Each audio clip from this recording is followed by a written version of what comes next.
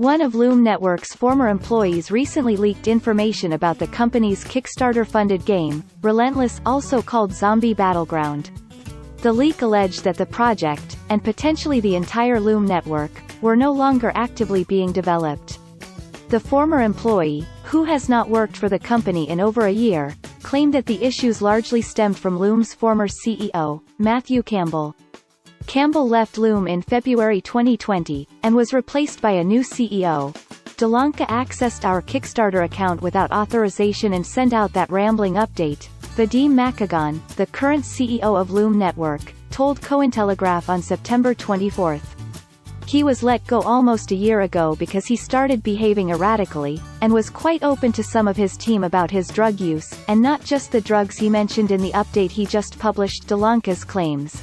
A September 24 tweet from tech expert Bruno Skvorc notified the public of an email sent out to backers of the Relentless project.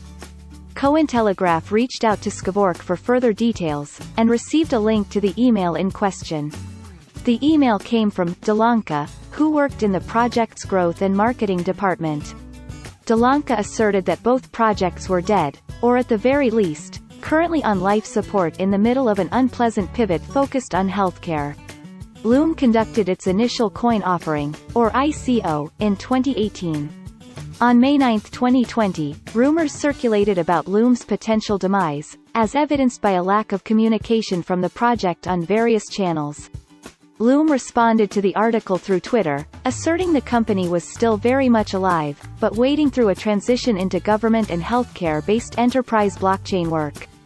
According to Dilanka, the company has not come forward with any new developments since May 26. Loom's Twitter account, however, uploaded a number of tweets since that time, including a roadmap for the year which was posted on June 30. Relentless downfall, and Loom Network's alleged failure as a whole, resulted from lack of product-market fit, mismanagement of resources, incompetent leadership from the founders, and a lack of appreciation and transparency toward you, the community who entrusted us with you hard-earned money, Dilanka said, giving his opinion on the situation. I, along with many of our former team, was let go almost a year ago, and the fact that I still have access to this Kickstarter account, which I clearly shouldn't, is another good example of the incompetence I am talking about. Dilanka, who somehow maintained access to the Kickstarter account associated with the game, said he has received notice of incoming questions about Relentless over the past year from backers looking for updates. Dilanka went on to cite a number of issues around the Loom network, including a lack of communication, as well as questionable actions from former Loom CEO Campbell. One example includes Campbell allegedly terminating development on Relentless in 2019, without telling funders, as well as making sure the news did not surface publicly.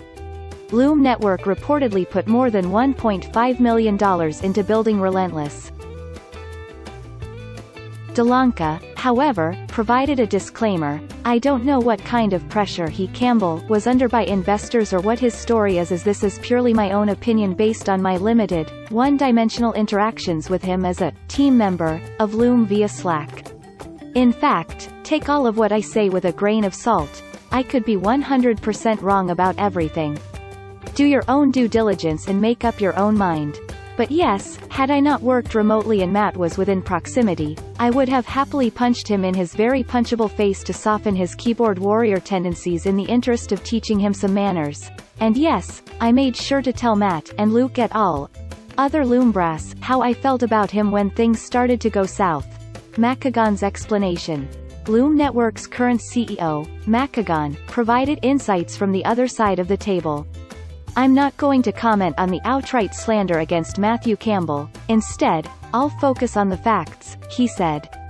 Dilanka didn't lie about the fact that Loom spent more than $1.5 million USD on the game. After all, it was part of our core thesis during the first stage of our startup.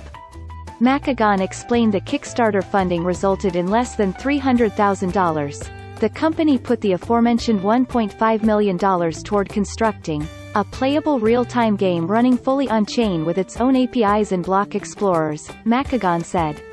Relentless boasted an entire experience built on blockchain. More than $200,000 of the $1.5 million was used for marketing, the department in which Dilanka worked. We didn't sell any cards over a few dollars, host any NFT auctions, nor engage in any crypto-style fundraising, Macagon said. Relentless stood as the result of significant time and effort by the team, in part evident in the project's GitHub activity. Public appreciation, involvement and popularity never caught on, however, the CEO explained.